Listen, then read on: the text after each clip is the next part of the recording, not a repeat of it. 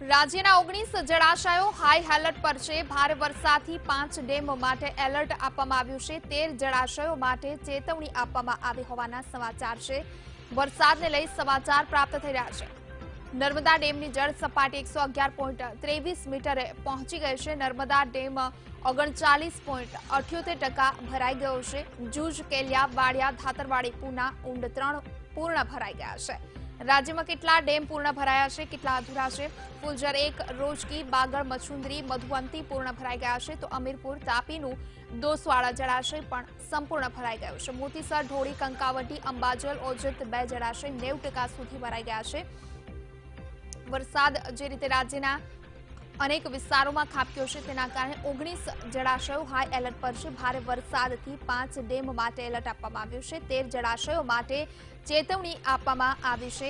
રાજ્યમાં અનેક જિલ્લાઓમાં ભારે વરસાદ પડ્યો છે, ત્યારે હવે રાજ્યના 19 જળાશયોને હાઈ એલર્ટ આપવામાં આવ્યા છે। 5 ડેમમાં એલર્ટ પણ આપવામાં આવ્યું છે। 13 જળાશયો માટે ચેતવણી આપવામાં આવી છે। સરદાર સરોવર ડેમની સપાટી 111.32 મીટરે પહોંચી છે, તો નર્મદા ડેમ 39.78% ભરાઈ ગયો છે। જૂજ, કેલિયા, વાડિયા, ધાતરવાડી, પૂના, ઊંડ 3, ફુલઝર 1, રોજકી, બાગળ, મચુંદરી, મધુવંતી ડેમ પૂર્ણ ભરાઈ ગયો છે અને અમીરપુર, તાપીનું દોસવાડા જળાશય સંપૂર્ણ રીતે ભરાઈ ગયું છે। જ્યારે મોતીસર, ઢોળી, કંકાવટી, અંબાજળ, ઓજત 2 જળાશય 90% સુધી ભરાઈ ગયા છે।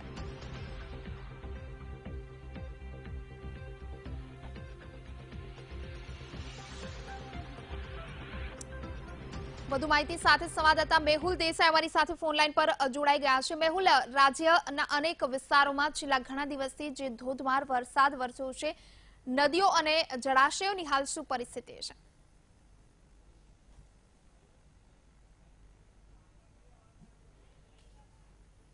જોવા મળી રહ્યો છે, તેને કારણે જે બંધ છે, જે ડેમો છે, તેની અંદર પાણીની સારી એવી આવક થઈ છે અને જે ખાસ કરીને જે તે જિલ્લાઓમાં જે જીવાદોરી સમાન જે ડેમો છે, જે સિંચાઈ માટે અને પીવાના પાણી માટે ઉપયોગી છે, તેવા ડેમોની અંદર પાણી જે છે તે સારું જોવા મળી રહ્યું છે। જે ખાસ કરીને 19 જળાશયો હાઈ એલર્ટ પર છે, જ્યારે 5 જળાશયોને એલર્ટ પર તેમજ 13 જળાશયો છે તેને ચેતવણી રૂપે આપવામાં આવ્યા છે। ખાસ કરીને ગુજરાતમાં સૌથી મહત્વની જે જીવાદોરી સમાન કહી શકાય તેવો જે સરદાર સરોવર નર્મદા ડેમ છે, તેની સપાટી 111.23 મીટર પહોંચ્યો છે। ભલે 111 જે મીટરની સપાટી પહોંચ્યો, પરંતુ 39.78% ભરાયો છે। ખાસ કરીને આ જ ડેમની અંદરથી ઉત્તર ગુજરાતમાં જ્યાં ઓછો વરસાદ છે, ત્યાં પાણી હાલ આપવાનું પણ સરકારે નક્કી કર્યું છે। મનીષા, અન્ય ડેમોની વાત કરવામાં આવે તો નવસારી જિલ્લાનું જૂજ અને કેલિયા, અમરેલીનું વાડિયા તથા ધાતરવાડી, જામનગરનું પૂના, ઊંડ 3 અને ફુલઝર 1, ભાવનગરમાં પણ રોજકી અને બાગડા, ગીર સોમનાથનું મંચુદરી, જુનાગઢનું મધુવંતી, પોરબંદરનું અમીરપુરા, તાપી, દોસવાડા જળાશયો સંપૂર્ણ, તેમજ રાજકોટનું મોતીસર, ભરૂચનું ઢોળી, જામનગર, કંકાવટી, જુનાગઢના જે અલગ અલગ જે ડેમો છે, ગીર સોમનાથના હિરણ 2 જળાશયો 90%થી વધુ ભરાયા છે। એટલે સારી જે છે પાણીમાં જે રીતે વરસાદ થયો છે, તેને જોતા ડેમોની અંદર જે સ્થિતિ છે તે સારી જોવા મળી રહી છે। પરંતુ ઉત્તર ગુજરાત અને મધ્ય ગુજરાતમાં ચિંતાનો વિષય ચોક્કસથી છે, જેને લઈને સરકાર પણ ચિંતિત છે।